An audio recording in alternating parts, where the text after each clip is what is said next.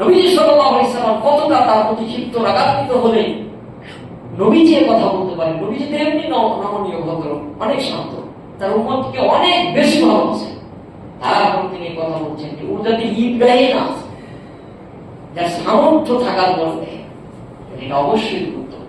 ভাইরা আমার, নবীজি সাল্লাল্লাহু আলাইহি সাল্লাম হযরত ইবনে ওমর রাদিয়াল্লাহু তাআলা আনহু থেকে একটা বর্ণিত হাদিস যে নবীজি সাল্লাল্লাহু আলাইহি সাল্লাম মদিনায় 10 বছর অবস্থান করেছিলেন। 10 বছরে তিনি কুরবানি করেছিলেন। এটা হচ্ছে তিরমিজি শরীফের 1413 নম্বর হাদিস। কুরবানি গুরুত্বপূর্ণ আমল বলেই নবীজি 10 বছরে 10 বছরই করেছেন। তারাবির নামাজ তো খুব গুরুত্বপূর্ণ, তারপর তো নবীজি ছেড়েছে, মাঝে মধ্যে করেছে। কিন্তু কুরবানিটা দেখেন, এক বছর মানে মিস্টেক করে, একবারও মিস্টেক করে, প্রত্যেকবারই সেটাই করেছেন, পালন করেছেন।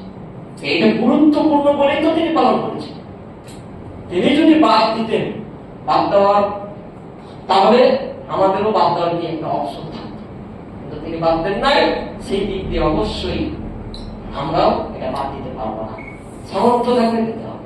একটা হাদিসে এসেছে যে আপন সন্তানের কোনো আমলই আল্লাহর কাছে ঠিক ততটা প্রিয় নয় যতটা প্রিয় কুরবানি করা। সুবহানাল্লাহ বলেন।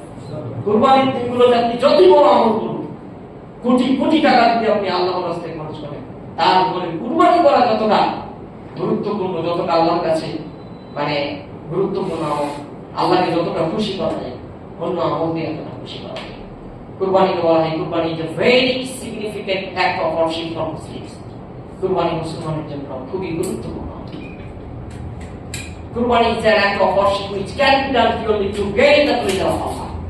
কুরবানি এমন একটা ইবাদত যার মাধ্যমে সঠিকভাবে যদি করতে পারি, তাহলে এটার মাধ্যমে আল্লাহকে সন্তুষ্টি করা যায়, আল্লাহর নৈকট্য লাভ করা যায়। সবাই বলছে সুবহানাল্লাহ। সবাই তো বুঝতে নেই, আমরা শুনছিলাম কুরবানি গুরুত্ব।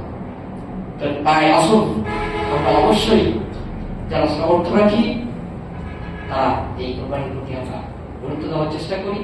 আল্লাহ তুমি আমাদের সকলকেই কবুল করো, সবাই বলে আমিন। আল্লাহ তুমি আমাদের সকলকে সুস্থ রাখো, সুন্দর রাখো, কুরবানির সাথে রাখো। আমরা যদি তোমার ইবাদত বন্দেগী সত্য গোলামি করে দুনিয়া থেকে বিদায় গ্রহণ করতে পারি, তুমি তাওফিক দাও, সবাই বলে আমিন। রব্বুল আলামিন এখনো কিছু সময় আছে কুরবানির। আমাদের যে সমস্ত ভাইরা এখনো মানে দেওয়ার সক্ষমতায় পৌঁছে নাই, তাদেরকে আল্লাহ তুমি এই বিষয়ে সক্ষম হওয়ার তৌফিক দান করো, তাদের মন মানসিকতা পরিবর্তন হওয়ার চেষ্টা করো। আর আমরাও যাতে কুরবানিটা সঠিকভাবে সঠিক পদ্ধতিতে আমরা করি, নিজে খেয়ে, গরিব দুঃখী ফকির মিসকিনকে খেয়ে